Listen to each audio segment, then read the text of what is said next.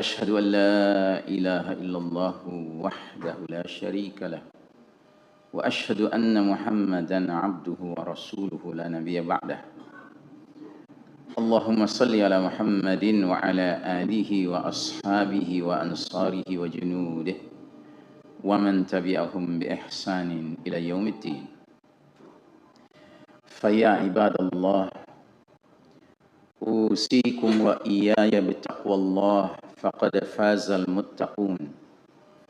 وقال الله تعالى في كتابه الكريم: يا أيها الذين آمنوا اتقوا الله حق تقاته ولا تموتن إلا وأنتم مسلمون. Amma ba'd.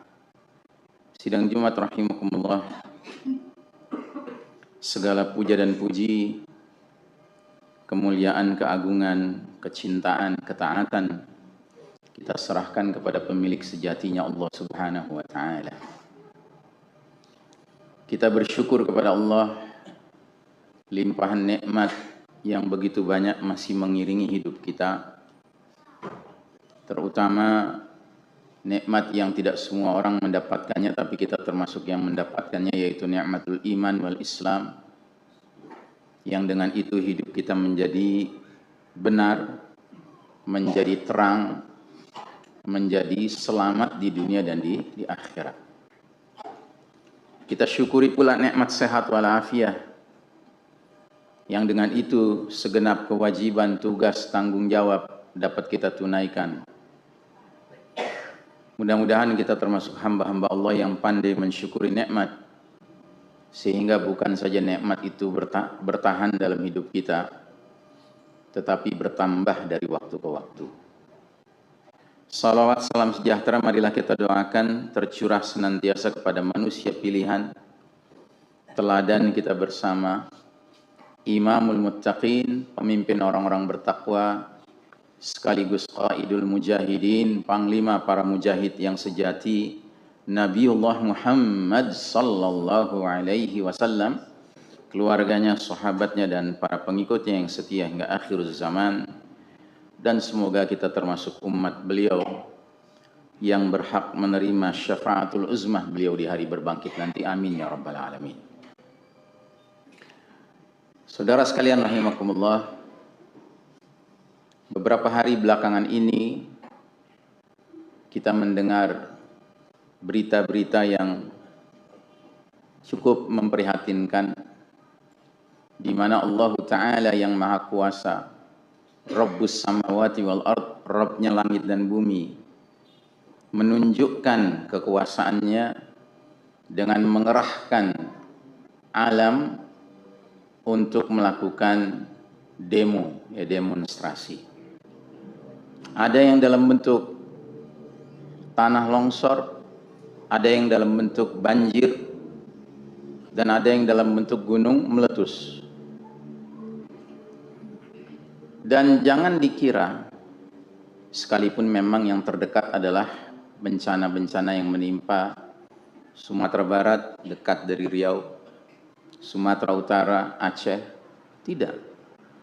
Bencana ini ternyata mendunia. Bahkan persis di hari yang sama, tanggal 23 November, tidak kurang bencana banjir terjadi di Indonesia, di Malaysia, di Thailand, di Brazil, Amerika Selatan, ya, di Afrika, ya. Banyak tempat di muka bumi ini sedang digoncang oleh aneka bencana. Belum lagi bencana yang menimpa saudara-saudara kita dikarenakan kezaliman sesama manusia yang tampaknya tidak kunjung puas melihat darah tertumpah melalui tangan-tangan jahat mereka dengan menggunakan senjata-senjata teknologi mutakhir yang sekali menewaskan bisa ratusan orang, ribuan orang, seperti yang sedang terjadi dan masih terjadi di Ardul Mubarakah, di bumi yang Allah berkahi, bumi Syam, khususnya Palestina, dan lebih khusus lagi di Gaza. Begitu pula Agak ke selatan, di negeri yang bernama Sudan, yang berasal dari kata sauda yang artinya hitam, memang orang-orang di sana kulitnya hitam. Mereka mengalami genosida pula. Pembantaian yang sangat keji berlangsung di sana. Anak-anak dikumpulkan, ditarik, diseret dari rumahnya, disaksikan ayah ibunya. Lalu digali lubang di tanah, lalu mereka disuruh duduk di dalam tanah itu, lalu ditutup dengan tanah, dikubur hidup-hidup di hadapan ayah ibunya. Saudara sekalian rahimakumullah, semua perkara-perkara yang sedang berlangsung sekarang ini bagi seorang mukmin menyadarkan dirinya, benarlah sabda Nabi sallallahu alaihi wasallam ketika menyampaikan begitu banyak hadis mengenai alamatus saah, tanda-tanda semakin dekatnya hari kiamat. Dan betapapun dahsyatnya bencana-bencana yang terjadi sekarang ini, kita orang beriman harus tetap meyakini firman Allah Ta'ala yang menyatakan wal aqibatu lil muttaqin. Akibat terakhir selalu berpihak kepada kaum yang bertakwa. Karenanya mari kita simak sebuah ayat yang sudah sangat sering kita dengar, yaitu surat Al-A'raf ayat 96. Allah Ta'ala berfirman, walau anna ahlal qura amanu wattaqaw lafatahna alaihim barakatim minas samai wal ard walakin kadzabu fa akhadnahum bima kanu yaksibun. Dan sekiranya penduduk negeri beriman dan bertakwa, pasti kami akan limpahkan kepada mereka keberkahan yang banyak dari langit dan dari bumi. Tapi ternyata mereka mendustakan ayat-ayat kami, maka kami siksa mereka sesuai dengan apa yang telah mereka kerjakan. Karenanya jamaah sekalian rahimakumullah, kita jumpai bahasa kitabullah Al-Quran, bahasa Allah Ta'ala tentang perkara-perkara yang menimpa umat manusia, itu bahasa yang lengkap. Allah ketika masalah-masalah seperti ini muncul, tidak hanya mempersalahkan mereka-mereka yang punya kuasa, yang punya otoritas, yang punya wewenang, alias para pemimpin, para penguasa. Tapi juga Allah Ta'ala menggambarkan bahwa rakyat yang dipimpin pada dasarnya punya andil juga, sehingga datangnya berbagai bencana itu. Ketika Allah berbicara tentang para umara, orang-orang yang berkuasa, Allah berfirman, وَجَعَلْنَا مِنْهُمْ أَئِمَّةً يَهْدُونَ بِأَمْرِنَا لَمَّا صَبَرُوا وَكَانُوا بِآيَاتِنَا يُوقِنُونَ. Dan kami jadikan di antara mereka itu pemimpin-pemimpin yang memberi petunjuk dengan perintah kami selama mereka sabar. Mereka meyakini ayat-ayat kami. Ayat ini sudah barang tentu membicarakan para pemimpin yang istimewa, yaitu para pemimpin yang beriman kepada Allah Subhanahu wa Ta'ala. Dan para pemimpin yang beriman digambarkan Allah sebagai para pemimpin yang memberi petunjuk kepada masyarakat yang dia pimpin berdasarkan perintah Allah. Dan mereka dalam melakukannya penuh kesabaran. Bahkan mereka melakukannya dengan penuh keyakinan tanpa keraguan sedikit pun. Tapi pertanyaannya hari ini, bagaimanakah para pemimpin negeri-negeri di dunia modern sekarang ini? Kami teringat sebuah hadis di mana Nabi Muhammad sallallahu alaihi wasallam meringkas perjalanan umat Islam sejak awal Nabi diutus sampai umur umat Islam berakhir kelak nanti. Kemudian terjadilah peristiwa dahsyat kiamat yang berarti dunia tutup buku. Kesimpulannya, kata Nabi, dalam konteks kepemimpinan, pemerintahan, ada 5 bahagian perjalanan umat Islam. Bagian pertama kata Nabi adalah pemerintahan kenabian. Itu pemerintahan terbaik karena yang langsung memimpin adalah Nabi Muhammad sallallahu alaihi wasallam.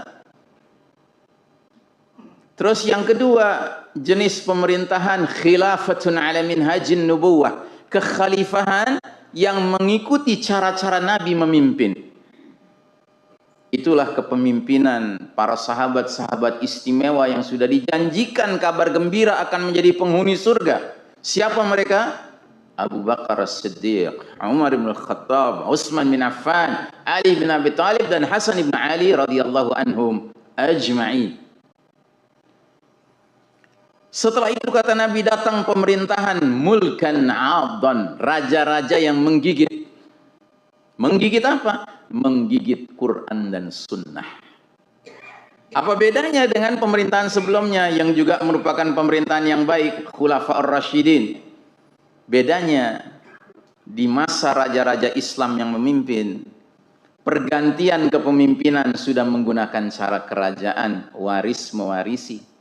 Sementara dalam zaman Khulafaur Rasyidin, wafat seorang khalifah bukan berarti anaknya yang menggantikan, tetapi ada Dewan Syuro yang membahas siapa sepatutnya menggantikannya. Musyawarah untuk mufakat mencari yang terbaik. Tapi di zaman raja-raja Islam, dia menjadi pemimpin, dia sudah menunjuk putra mahkotanya. Tapi masih banyak kebaikannya. Kenapa? Karena dia masih memimpin dengan Quran dan Sunnah. Dan dalam sejarah Islam, pemerintahan raja-raja menggigit ini berlangsung paling lama, Pak. Sejak tahun 40 Hijriah sampai tahun 1342 Hijriah. Masya Allah, 1302 tahun. Silih berganti kerajaan Islam jatuh bangun. Sudah berlalu. Berlalu tahun 1342 Hijriah yang bersesuaian dengan tahun 1924 Masehi. Berarti sudah 101 tahun yang lalu.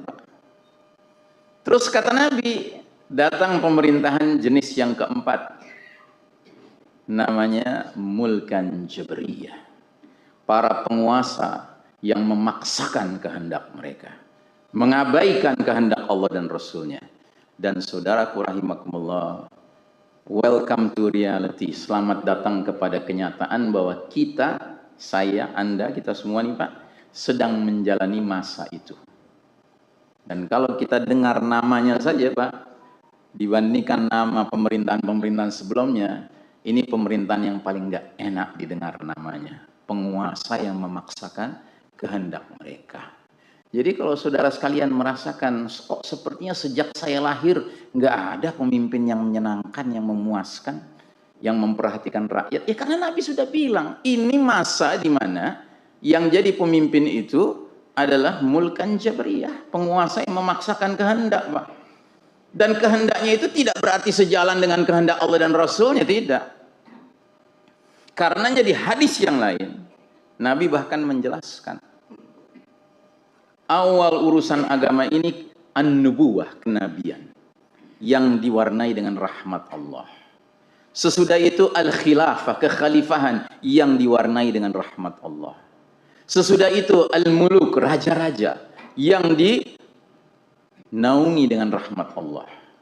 Tapi sesudah itu kata Nabi, yatakadamuna kama takadamuna al-hamir. Kalian akan menyaksikan manusia memperebutkan kepemimpinan, kekuasaan laksana keledai bertengkar. Nabi menggunakan istilah keledai, Pak. Keledai itu hewan yang biasanya menjadi simbol apa, Pak? Simbol kedunguan, kebodohan, ya. Jadi kalau merekanya saja sudah disebut oleh Nabi seperti keledai bertengkar, bagaimana lagi yang membela keledainya? Tapi alhamdulillah, Nabi memberikan kita kabar gembira bahwa bagian pemerintahan raja-raja, penguasa yang memaksakan kehendak ini bukan bagian terakhir perjalanan kita, Pak. Masih ada bagian kelima nanti.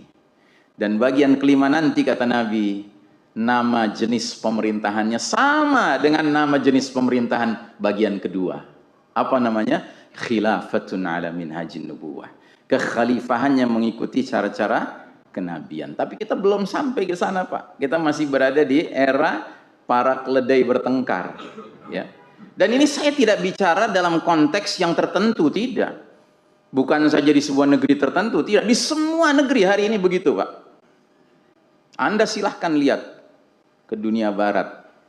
Di Amerika sekarang sedang terjadi pertentangan di antara masyarakat. Kenapa? Karena sudah mulai banyak yang sadar. Pemerintahan Presiden Donald Trump yang sedang berkuasa, ternyata bukan pemerintahan yang mempedulikan America first, Amerika nomor satu. Tapi dia mempedulikan Israel first, Israel nomor satu. Dan ini rakyat Amerika mulai sadar, ini nggak benar ini. Masa iya kita punya presiden lebih mengutamakan negara lain daripada negara kita sendiri? Sehingga uang pajak rakyat yang jumlahnya sampai jutaan dolar, Pak, dikirimnya ke Israel untuk apa? Membantai anak-anak Gaza. Jadi bukan hanya di negeri tertentu, Pak. Ya.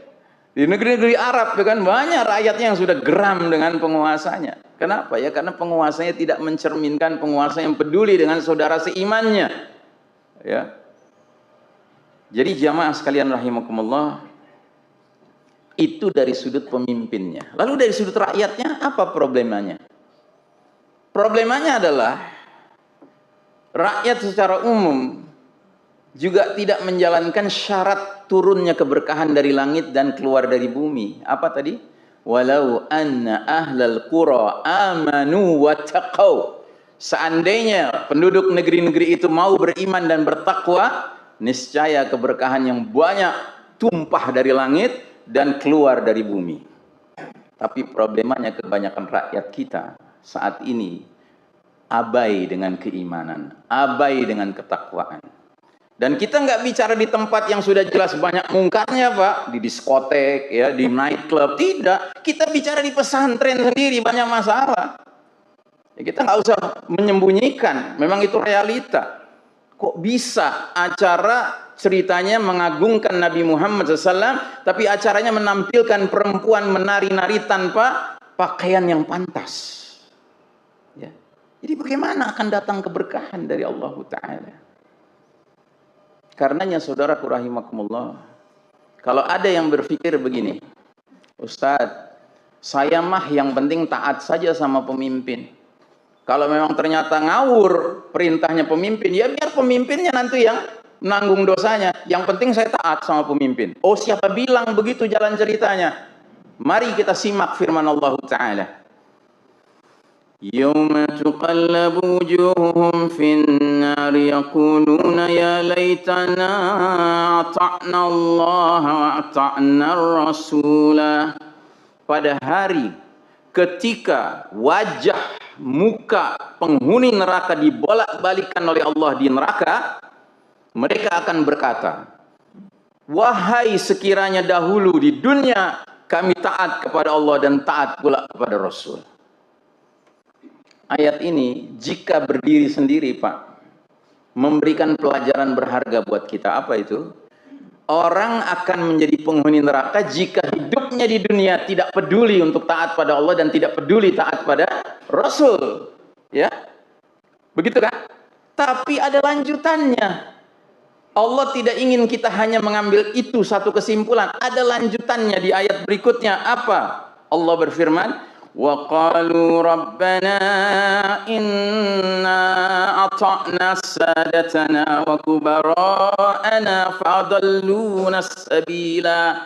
Dan mereka, penghuni neraka itu berkata, ya Rabb kami, sungguh kami dulu di dunia telah mentaati para pemimpin kami, para pembesar kami, para ulama kami, yang ternyata mereka menyesatkan kami dari jalan yang benar. Jadi nggak taat pada Allah dan Rasulnya bukan tanpa sebab. Sebabnya apa? Begitu saja taat pada pemimpin yang model nggak karuan ini. Begitu saja taat pada ulama-ulama yang ternyata bukan ulama khair. Karena ulama dalam Islam itu ada dua, Pak. Ada ulama khair, ulama yang baik, yang antara ilmu dan amalnya sejalan. Tapi ada ulama ulama yang buruk. Ilmunya banyak, tapi ketika dia beramal, bertentangan dengan ilmu yang dia miliki.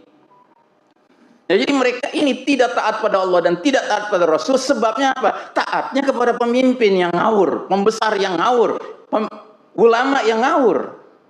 Akhirnya di ayat 68, apa kata mereka? Rabbana atihim di'faini minal azabi wal'anhum la'nan kabira. Ya Rabb kami, timpakan pada mereka mantan pemimpin kami, mantan pembesar kami, mantan ulama kami, azab 2 kali lipat dari yang kami terima, dan laknatlah mereka dengan laknat yang besar. Ada gunanya mereka melaknat pada saat itu? Tidak ada gunanya. Kenapa? Karena mereka pun sudah di neraka. Jadi tidak bisa ada di antara kita dengan alasan, Ustadz saya mah yang penting taat aja sama pemimpin. Kalau pemimpinnya ngaco, ya kan biar dia nanti yang menanggung dosanya. Oh siapa bilang? Ini bukti. Ayat ini menerangkan. Karenanya jamaah sekalian rahimakumullah. Urusan bencana yang kita alami sekarang ini, memang ada urusan dengan yang punya kuasa, yang sedang memimpin, yang memberikan izin dikelolanya tambang dengan cara yang zalim, ya, pohon-pohon dipotong begitu saja tanpa mempedulikan ekosistem. Tapi tidak, ini urusannya ada juga dengan rakyat, karena rakyat itu tidak peduli untuk taat pada Allah dan taat pada Rasul. Karenanya ada lagi satu ayat yang terakhir kami bacakan, suratul Baqarah. Allah berfirman, Walau yaral ladzina zalamu idh yarawna al-'adzaba anna al-quwwata lillahi jami'an wa anna Allaha syadidul 'adzab. Sekiranya orang-orang yang berbuat zalim itu nanti melihat ketika mereka menyaksikan azab di hari kiamat, bahwa kekuatan semuanya milik Allah belaka dan bahwasanya Allah sangat berat azabnya, niscaya mereka menyesal. إذ تبرأ الذين اتبعوا من الذين اتبعوا ورأوا العذاب وتقطعت بهم الأسباب. Yaitu ketika orang-orang yang diikuti, orang yang diikuti siapa Pak? Pemimpin. Jadi ketika para pemimpin berlepas tangan dari orang-orang yang mengikuti siapa? Rakyat. Dan mereka melihat azab, dan ketika segala hubungan antara mereka sudah terputus, nggak ada hubungan lagi, ya pemimpin sendiri, rakyat sendiri. Ya, wa qala alladziina ittaba'u law anna lana karratan fanatabarra'a minhum kama tabarra'u minna kadzalika yurihimullahu a'malahum hasaratin 'alaihim wa ma hum bikharijina minan nar. Dan orang-orang yang mengikuti, rakyat kebanyakan, akan berkata, aduhai sekiranya kami dapat kesempatan kembali ke dunia, tentu kami akan berlepas tangan dari para pemimpin zalim itu, ya, sebagaimana hari ini mereka berlepas tangan dari kami. Demikianlah Allah perlihatkan kepada mereka perbuatan mereka yang menjadi penyesalan bagi mereka, dan mereka tidak akan keluar dari api neraka. Aqulu qouli hadza fastaghfirullah li wa lakum innallaha huwal ghafurur rahim. اللهم صل وسلم وزد وانعم وتفضل وبارك بجلالك وكمالك على سيد عبادك ابي القاسم سيدنا ومولانا محمد صل وسلم ورضي الله تبارك وتعالى عن كل صحابة رسول الله أجمعين.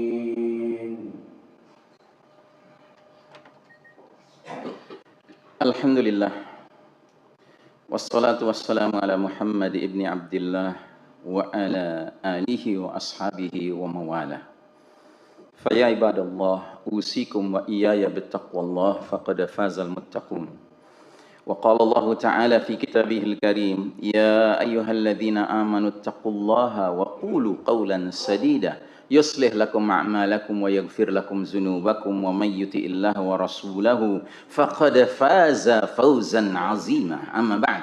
Sidang Jumat rahimakumullah, demikianlah khutbah pertama kami tadi yang intinya ingin mengingatkan kita bahwa semua yang kita saksikan sekarang terjadi, Pak, tidak terlepas dari perilaku pemimpin penguasa dan perilaku rakyat.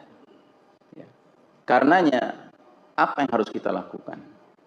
Yang harus kita lakukan adalah kembali kepada Allah Subhanahu wa Ta'ala, kembali kepada ketaatan akan Allah Ta'ala, ketaatan akan Rasulullah Sallallahu Alaihi Wasallam.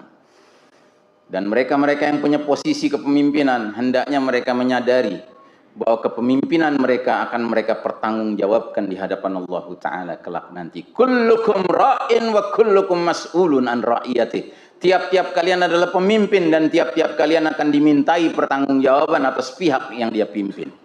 Jadi jamaah sekalian rahimakumullah, mari kita menjadi hamba-hamba Allah yang beriman dalam arti yang sebenar-benarnya. Dan itulah rahasianya. Mengapa seorang khatib Jumat setiap Jumat wajib dalam wasiatnya, tausiahnya, nasihatnya mengingatkan agar bertakwa. Karena apa? Karena takwa itulah bekal kita menghadapi Allah Subhanahu wa taala kelak nanti. Dan kita semua harus punya cita-cita untuk menjemput bagian terakhir dari perjalanan pemerintahan umat ini, yaitu menjemput tegaknya kembali kekhalifahan yang mengikuti cara Nabi memimpin. Dan Nabi sudah menerangkan bahwa lokasi kepemimpinan itu di mana? Kelak nanti di Baitul Maqdis. Masya Allah. Itulah rahasianya kenapa kita harus peduli dengan apa yang terjadi di Gaza, di Palestina, di Syam. Karena pada akhirnya nanti khilafah yang terakhir itu ibu kotanya di Baitul Maqdis. Ya. Walaupun sekarang kita nggak bisa membayangkan seperti apa itu nanti, tapi ini wajib kita imani. Karena apa? Ini sabda Nabi Sallallahu Alaihi Wasallam. Nabi pernah bersabda kepada sahabat yang namanya Abdullah ibn Hawalah, Ya ibn Hawalah, idza ra'aita al-khilafata nazalat fi ardil muqaddasa. Wahai ibn Hawalah, kalau engkau sudah menyaksikan khilafah itu turun di negeri tanah yang Allah sucikan, Baitul Maqdis, ya, niscaya engkau akan menyaksikan gempa-gempa, ya, peristiwa-peristiwa besar, ya, goncangan-goncangan, bencana. Ya karena apa? Karena semakin tegaknya kejayaan Islam akan diuji oleh Allah siapa yang tetap mau berjuang sekalipun harus menghadapi berbagai bencana-bencana yang ada. Jadi marilah kita menjadi hamba-hamba Allah yang tetap yakin bahwa di balik semua peristiwa ini ada kebaikannya. Inna ma'al usri yusran. Terjemahannya bukan sesungguhnya sesudah kesulitan ada kemudahan, bukan sesudah, Pak. Bersama kesulitan itu ada kemudahan. Jadi pada saat yang sama kita sedang menghadapi kesulitan, sesungguhnya ada kemudahan yang Allah sediakan, cuma kita sudah sibuk dengan kesulitannya, jadi nggak punya kesanggupan melihat kemudahannya. Semoga Allah Ta'ala menjadikan kita hamba-hamba beriman yang istiqamah sampai akhir hayat kita, sekalipun kita wafat nanti mungkin belum menyaksikan kejayaan Islam, belum menyaksikan tegaknya kepemimpinan umat dari Baitul Maqdis, tetapi kita harus punya cita-cita untuk menjadi bahagian dari mereka yang turut membebaskan Masjidil Aqsa dan Baitul Maqdis. Wassallallahu ala nabiyyina Muhammadin wa ala alihi wa sahbihi ajma'in. Innallaha wa malaikatahu yusalluna 'alan nabi. Ya ayyuhalladzina amanu sallu 'alaihi wa sallimu taslima. Allahumma salli ala Muhammad wa ala ali Muhammad kama sallaita ala Ibrahim wa ala ali Ibrahim innaka Hamidum Majid. Allahumma barik ala Muhammad wa ala ali Muhammad kama barakta ala Ibrahim wa ala ali Ibrahim innaka Hamidum Majid. Allahumma ighfir lil muslimin wal muslimat wal mu'minina wal mu'minat الأحياء منهم والأموات يا سميع قريب مجيب دعوات يا قاضي الحاجات ربنا اغفر لنا ولإخواننا الذين سبقونا بالإيمان ولا تجعل في قلوبنا غلا للذين آمنوا ربنا إنك رؤوف رحيم اللهم اغفر لنا ولوالدينا وارحمهم كما ربونا صغارا ربنا هب لنا من أزواجنا وذرياتنا قرة أعين واجعلنا للمتقين إماما اللهم أعز الإسلام والمسلمين اللهم أذل الشرك والمشركين اللهم انصر المسلمين المظلومين المستضعفين في غزة وفي السودان اللهم انصر إخواننا المجاهدين في غزة على أعدائك أعداء الدين اليهود الحاقدين الظالمين اللهم أطعم جائعا من أهل غزة والسودان اللهم آمن خائفا من أهل غزة والسودان اللهم اشفي مرضاهم اللهم تقبل شهداءهم